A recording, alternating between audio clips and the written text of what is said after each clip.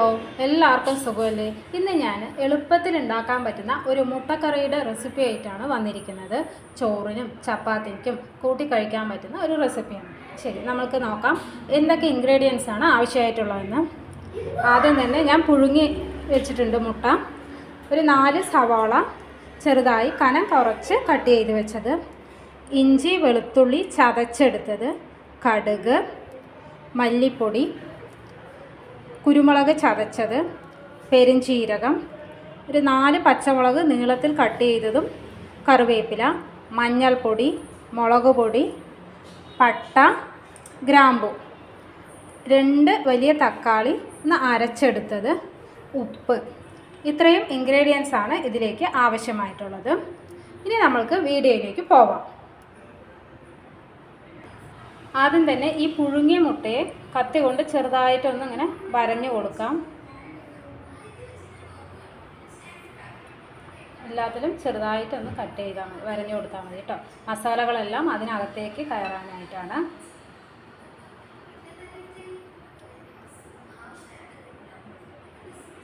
മുട്ടയെല്ലാം ഞാൻ വരഞ്ഞെടുത്തിട്ടുണ്ട്. ഇനി ഒരു പാൻ അടുപ്പത്തേക്ക് വയ്ക്കാം. പാൻ ചൂടായി വന്നിട്ടുണ്ട്. അതിലേക്ക് ആവശ്യത്തിന് ഓയിൽ ഒഴിച്ചു കൊടുക്കാം. വെളിച്ചെണ്ണയാണ് ഞാൻ എടുത്തേക്കുന്നത്. ലേശം ഓയിൽ എടുത്തിട്ടുണ്ട്.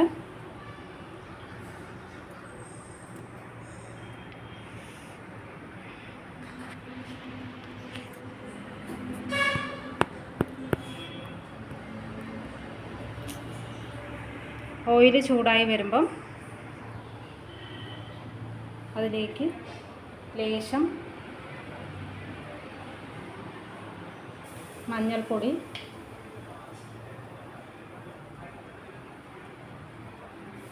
ലേശം മുളക് പൊടി,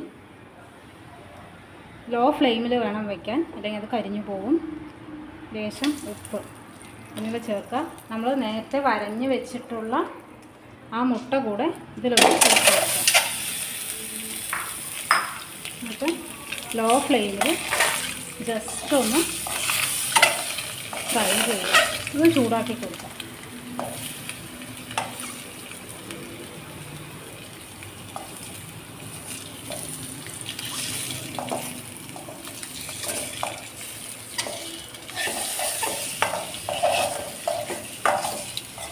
ഒന്ന് ഇളക്കി കൊടുക്കുക.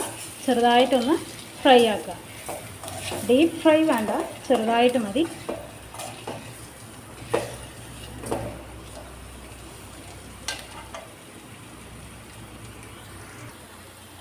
ചെറുതായിട്ടൊന്ന് ഫ്രൈ ആയിട്ടുണ്ട്. ഇനി നമ്മൾക്കിതൊന്ന് സ്റ്റൗ ഓഫ് ചെയ്ത് ഇതൊന്ന് മാറ്റി വയ്ക്കാം. പാൻ അടുപ്പത്തേക്ക് വെച്ച് പാൻ ഒന്ന് ചൂടായി വരട്ടെ.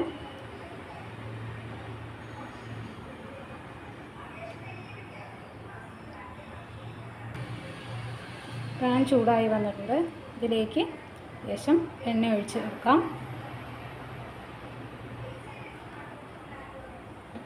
എണ്ണ ചൂടാവുമ്പം നമ്മൾ നേരത്തെ എടുത്ത് വെച്ചിട്ടുള്ള പട്ടയും ഗ്രാമ്പുവും ഇതിലേക്ക് ഇട്ട് കൊടുക്കാം. എണ്ണയിലേക്ക്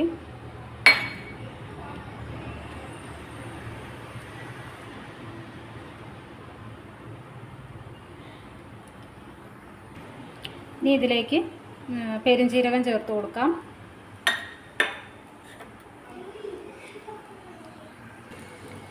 കടുക് ചേർത്ത് കൊടുക്കാം. കടുക് പൊട്ടിക്കഴിയുമ്പോൾ പച്ചമുളകും കറിവേപ്പിലയും ചേർത്ത് കൊടുക്കാം. ഇതിലേക്ക് ഉള്ളി ചേർത്ത് കൊടുക്കാം. ഉള്ളി നന്നായി ഒന്ന് വഴറ്റിയെടുക്കണം.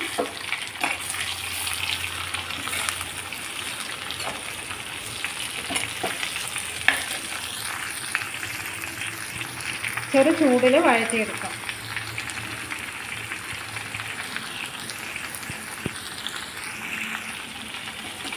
നന്നായി ഇളക്കി കൊടുക്കാം.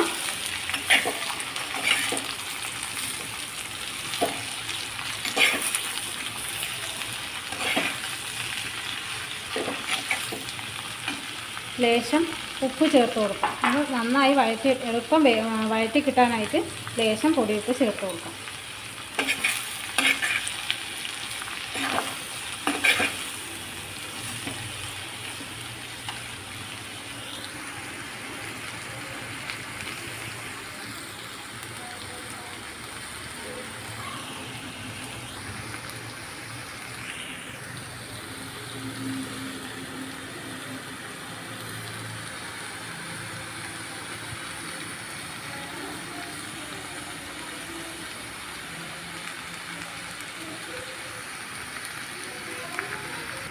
ഉള്ളിയെല്ലാം നന്നായി വഴറ്റിയെടുത്തിട്ടുണ്ട്.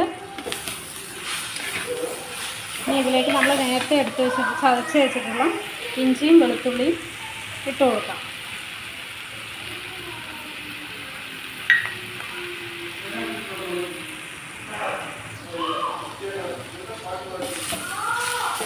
നന്നായി ഇളക്കി കൊടുക്കാം. ഇതെല്ലാം നന്നായി വഴറ്റിയെടുത്തിട്ടുണ്ട്. ഇതിലേക്ക് നമ്മൾ നേരത്തെ ചതച്ച് വെച്ചിട്ടുള്ള കുരുമുളക് ഇട്ട് കൊടുത്തിട്ടുണ്ട്. ഇനി മല്ലിപ്പൊടി, മുളക് പൊടി 2.5 സ്പൂൺ മുളക് പൊടിയാണ് എടുത്തിട്ട് എരിവിന് ആവശ്യമായിട്ടുള്ളത് എടുക്കാവുന്നതാണ്. മഞ്ഞൾപ്പൊടി ഇത് ചേർത്ത് ഉപ്പും ചേർക്കുക. ആവശ്യത്തിന് ഉപ്പ് ചേർത്ത് നന്നായി ഒന്ന് ഇളക്കി കൊടുക്കാം.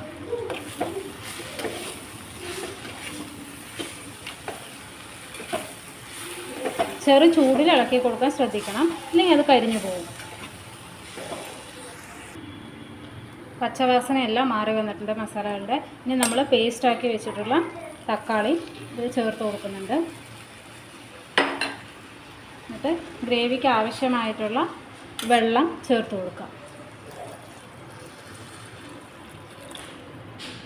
ഞാൻ ഇവിടെ കുറച്ചേ വെള്ളം ചേർക്കുന്നുള്ളൂ. ഇനി അത് നന്നായി ഒന്ന് തിളപ്പിച്ചെടുക്കാം. കറിയെല്ലാം നന്നായി തിളച്ച് കുറുകി വന്നിട്ടുണ്ട്. ഇനി നമ്മൾ നേരത്തെ റെഡിയാക്കി വെച്ചിട്ടുള്ള മുട്ട ഓരോന്നായിട്ട് ഇട്ട് കൊടുക്കാം.